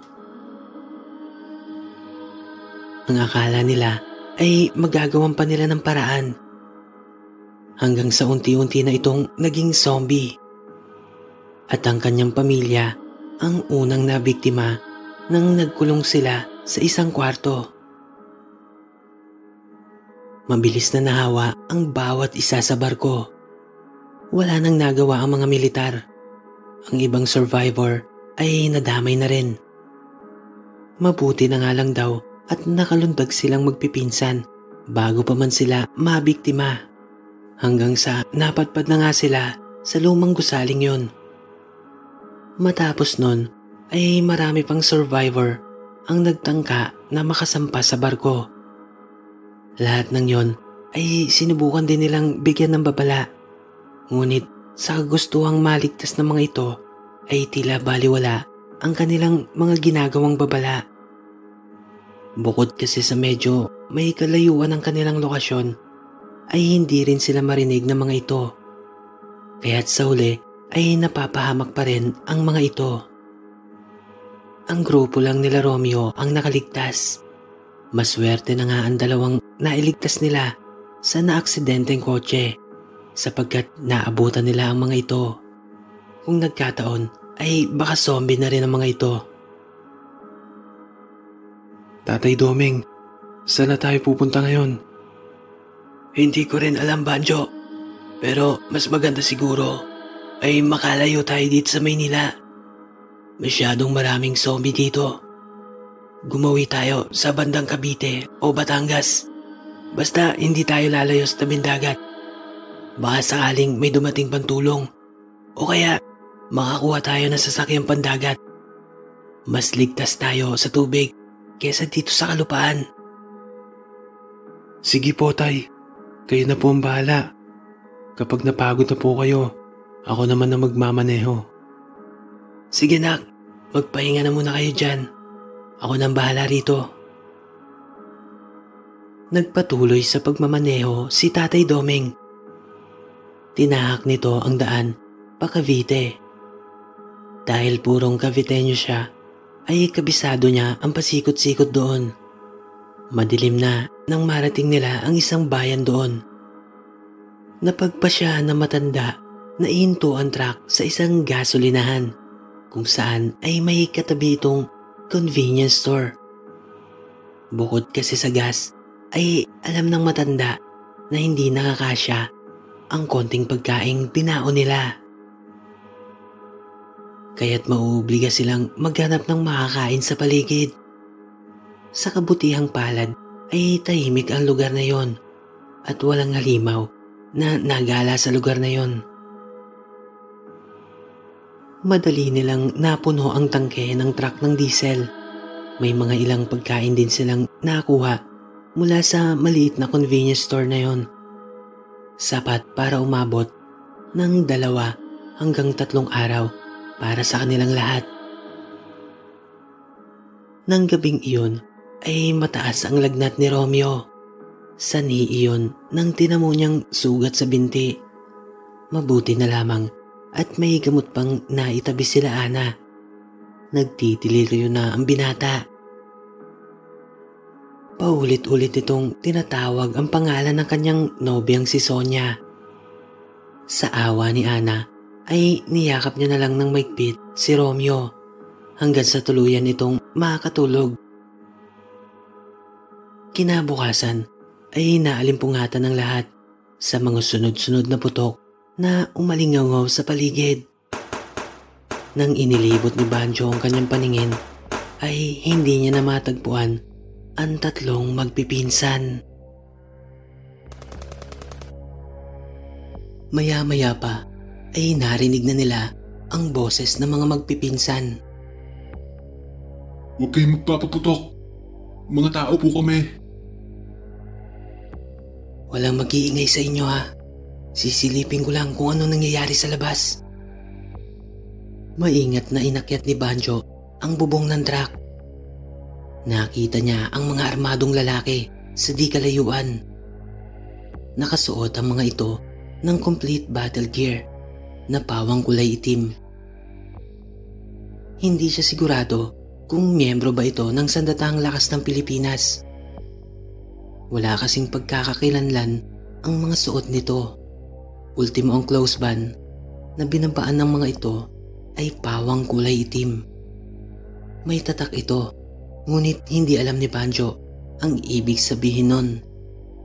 May natanaw din siyang ilang nakahandusay na zombie malapit sa kinaroroonan ng 3. Patuloy ang pagsigaw nila Eugene, ngunit tila hindi sila naririnig ng mga armadong lalaki na walang habas pa rin na nagpapaputok.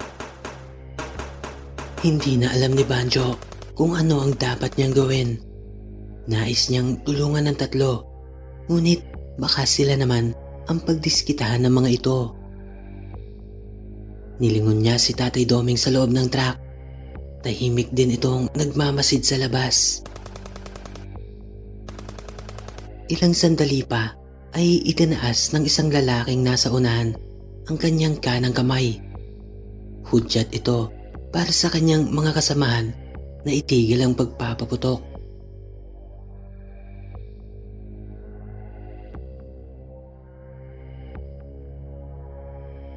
Nangibabaw ang katahimikan. Ilang segundo pa ay nabasag ang katahimikang yon. Sa pagtangis ni Eugene. Patay na pala ang 2 niyang pinsan, sanhi ng tama ng bala sa iba't ibang bahagi ng katawan ng mga ito. Mga walang iya kayo. Mga walang puso. Patayin niyo na rin ako.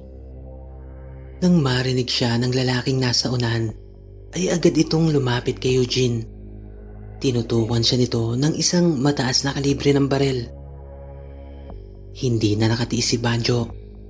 Hindi kaya ng konsensya niya na basta panoorin na lang ang pagkamatay ni Eugene nang walang ginagawa. Huwag po. Parang awa niyo naman sir. Hindi po kami infected. Huwag niyo po kami patayin. nabaling ang atensyon ng mga armadong lalaki kay Banjo. Agad siyang pinaulanan ng bala ng mga ito. Sa kabutihang palad ay agad siyang nakalundag pabalik sa likod ng truck. Nagtakbuhan ang ilan sa mga kalalakihan papalapit sa truck. Pinalibutan nila ito at itinutok ang kanilang armas upang tagtarin ng bala ang truck. Bago pa man nakalabit ng mga ito ang gatilyo, ay sumigaw ng malakas ang kanilang leader na nakatayo malapit sa kinasasadlakan nila Eugene. Men, hold your fire! Mabilis itong tumakbo, papalapit sa bintana ng truck. Tila may tinitignan ito. Hinablot ng lalaki ang isang ID lace na nakasabit sa bintana. Hawak ng isang kamay na nakasiwang doon. Nang mabasa niya ang ID, ay nagmamadali nitong binuksan ang pintuan ng passenger side ng truck. Dito tumambat ang lalaking iniligtas nila Romeo doon sa pantalan. Nagkamalay na pala ito, ngunit ang kasama niyang babae ay nananatili pa ring walang malay. Mga talipandas! Sino nag-utos sa inyong walang habas na pumatay? At kailan pa nagkaroon ng private army ang Chronolab? Paumanin po, Dr. Valdez. Hindi po namin inaasahan na sakay kayo ng truck na ito. Matagal na po kayong pinapahanap sa amin ni Dr. Medrano. Buhay pa pala ang tarantadong si Alex. Nasaan siya? Nasa isang sangay po ng Chronolab dito sa Cavite. May pinapahanap din po siyang tao sa amin na nagkangalang Mateo Bonifacio. Mabilis na umakyat si Marie sa bubong nang marinig niya ang pangalan ng kanyang asawa. Teka po, sino kayo? Bakit niyo hinahanap ang asawa ko si Mateo? Napalingon kay Marie ang mga armadong lalaki. Ganon din si Dr. Ben Valdez. Saglit na nanumbalik sa alaala ng doktor kung papaanong kumalat ang virus na kanilang ginawa ng kaibigan niyang si Dr. Alex Medrano. Natatandaan niya na si Mateo, ang patient zero. Halos 3 araw na ito sa ospital at patuloy nilang inoobserbahan. Ngunit tila hindi ito naapektuhan ng kagat ng daga. Samantalang ang ibang naubuhan niya ng dugo ay wala pang 24 oras ay tuluyan ng naging zombie. Hindi na nila nagawang iligtas si Mateo sapagkat biglang bilis ang pagkalat ng infection. Nang mga sandaling yun ay hindi siya sumama sa pagtakas ng helicopter ng kanilang kumpanya sapagkat pinili niyang balikan ang kanyang kasintahan na noong mga oras na iyon ay nasa kanilang tahanan. Hindi niya naman pinagsisihan ang desisyon niyang iyon sapagkat heto't kasama niya pa rin ang babaeng pinakamamahal niya. Kayong lahat, dalhin niyo kami sa ligtas na lugar at maghanda kayo ng makakain. Magtutuos pa kami ni Alex. Isa-isa silang inalalaya ng mga armadong lalaki at agad na inabutan ng makakain. Ang iba sa mga ito ay sa likod na ng dump truck sumakay. Ang mga babae at bata naman ay sa close van inilipat. Patuloy pa rin ang mahimbing na pagtulog ni Romeo ng mga sandaling iyon. Nilapitan ni Banjo ang nooy tumatangis pa rin na si Eugene. Nakayuko pa rin ito sa labi ng kanyang mga pinsan. Pare, tara na. Wala na tayong magagawa pa. Wala na sila Tinto at Eric. Pare, mga wala silang puso. Paano nila nagagawa ang mga bagay na ito? Kanina pa ako nasigaw. Pare, pero hindi nila ako pinakinggan. Sabay-sabay kaming lumaki ng mga pinsan kong ito. Kaya't nangako kaming hindi kami mag-iiwanan, lalo na sa panahong ito. Hindi na napigilan ni Banjo ang pagtulo ng kanyang luha. Naaalala niya ang kuya niyang si Carlos. Damang-dama niya ang bigating dinaranas ni Eugene sa mga oras na iyon. Hinimas-himas niya ang likod ng bagong kaibigan. Ngunit imbis na kumalma ito, nagsisisigaw ito ng napakalakas. Pinagmumura ni Eugene ang mga armadong lalaki. Walang tugon ang mga ito at tila hindi siya nakikita o naririnig. Ayaw nang sumama ni Eugene sa kanila.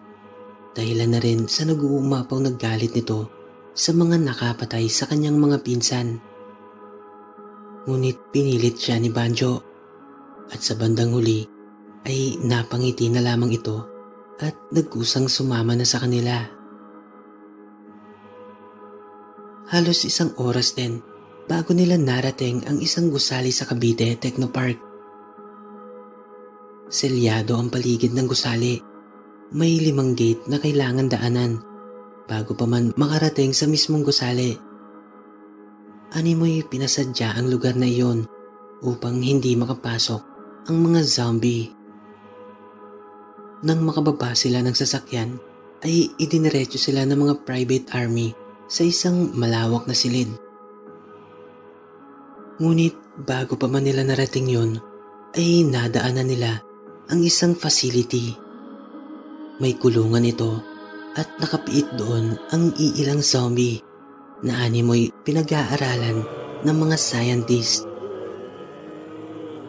Ang ilan ay tila nakababad pa sa likido na nakapaloob sa isang malaking transparent tube. Nang marating nila ang silid, ay nag-aabang na sa kanila ang ilang medical personnel na magdi-disinfect at maglalagay sa quarantine facility sa kanila. Agad naman silang inasikaso ng mga ito, lalo na ang mga sugatan. Sa grupo nila ay si Dr. Ben at ang kasintahan lamang nito ang wala.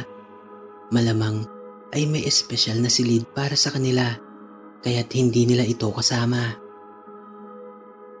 Halos ilang oras pa bago ito pumasok sa kanilang silid. May kasama itong isang lalaki na tila doktor din. Kumusta kayo dito? Ayos lang ba kayo? Wala bang nakagat sa inyo ng zombie? Okay naman po kami, Doc. Salamat po. Ben na lang. Siya nga pala, nais ko magpasalamat sa pagliligtas na ginawa nyo sa amin ng girlfriend ko. Huwag po kayo magpasalamat sa akin, Doc. Ben. Doc Ben, sa kanya po kayo magpasalamat. Kay Romeo, siya po ang totoong nagligtas sa inyo. Itinuro ni Banjo ang natutulog pa ring si Romeo. Napansin ni Dr. Ben ang sugat nito na kanina pa inasikaso ng kanyang mga tauhan. Siniguro ng doktor na magiging maayos ang kalagayan ng binata. Malaki ang utang na loob niya dito. Maya-maya pa ay bumulong ang kasama ni Dr. Ben sa kanya. Masamang tingin ang isinukli ng doktor dito. Nilapitan niya si Marie sa kama nito at inanyayahan saglit sa di kalayuan. Doon nila pinag-usapan ang tungkol kay Mateo. Ang buong akala nila ay may impormasyon silang makukuha kung nasaan ang patient zero. Ngunit bigo sila. Hindi rin alam ng ginang kung nasaan na ngayon ang kanyang asawa o kung buhay pa ba ito. Maya-maya pa ay nagpaalam ang lalaking kasama ni Dr. Ben kay Marie. By the way, I'm Dr. Alex Medrano. Kung maaari, Mrs., kukuha sana ako ng sample ng dugo ng anak mo. Kailangan ko lamang itong mapag-aralan. Okay lang po, Doc. Basta siguraduhin niyo lang na hindi mapapahamak ang anak ko. Don't worry, Mrs. Konting dugo lang naman po ang kakailanganin ko. Payapang lumipas ang 3 araw. Maayos naman ang naging takbo ng kalagayan ng grupo nila Romeo.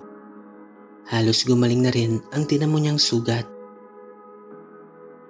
Maya-maya pa ay pumasok ang 2 doktor sa kanilang silid. Tinawag nila si Marie. Ibinalita ng mga ito na hindi naging matagumpay ang ginawang test sa dugo ng anak niya. Kailangan talaga nilang mahanap si Mateo. Nagtanong sila kay Marie kung saan maaaring nagpunta ang kanyang asawa, mga lugar kung saan maaari nila itong matagpuan. Kinabukasan ay hiniling ng mga ito na samahan ni Marie ang private army ng Chronolab upang hanapin si Mateo. Balak nilang puntahan ang dati nilang tinitirang bahay at mga bahay ng kanilang mga kamag-anak. Gusto pa sanang sumama ni Romeo, ngunit hindi pa siya pinayagan ng mga doktor. Hindi pa kasi gaanong naghihilom ang kanyang sugat, kaya tanging si Marie lang ang isasama ng mga ito. Agad namang nagpresenta si Banjo na sasama sa lakad nila. Wala siyang tiwala sa mga armadong lalaking yun. Salamat, Banjo. Mag-iingat kayo. Ikaw na ang bahala kay Ate Marie. Siyempre naman, Romeo. Pamilya ko na kayo, ano ko ba? Hindi ako papayag na may mangyaring masama ni isa man sa inyo. Magpagaling ka, ha? Tay Domeng, kayo na pong bahala rito. Sige anak, mag-iingat kayo. Huwag niyong kakalimutang manalangin. Kaawaan nawa kayo ng Diyos. Tuluyan na ngang umalis sila Marie at Banjo kasama ang private army ng Chronolab upang hanapin si Mateo na itinuturing ng mga scientist na Patient Zero. Ang taong maaaring pagmulan ng solusyon sa lahat ng kinakaharap ng sambayanan ngayon.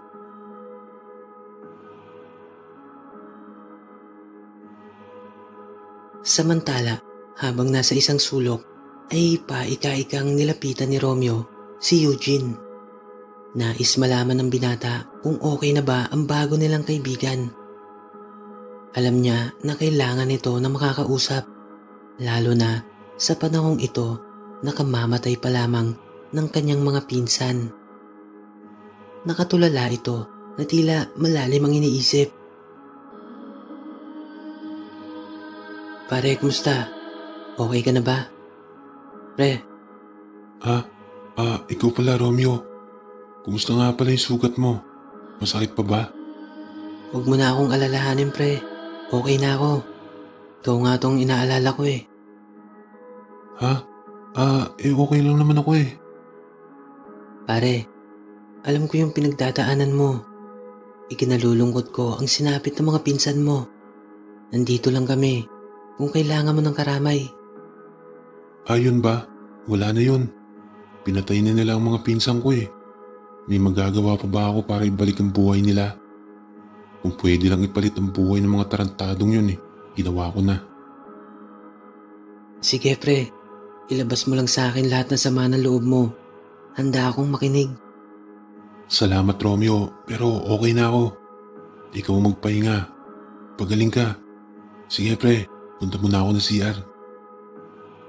Hindi maikakaila ni Eugene ang kanyang galit at sama ng loob sa mga sundalo ng Chronolab. Damang-dama yun ni Romeo. Nais niya sanang damayan si Eugene sa pagdadalamhati nito, ngunit tila umiiwas ito at ayaw ng pag-usapan pa ang mga bagay na yun. Nahalata niya na rin ang pag-iwas nito sa kanya. Palagi lang itong nakasalampak sa isang sulok at madalas na pumupunta sa CR. Inunawa na lang yon ni Romeo. Siguro nga ay ito ang kanyang paraan upang makalimot. Kinagabihan ay umuwing bigo sila Banjo.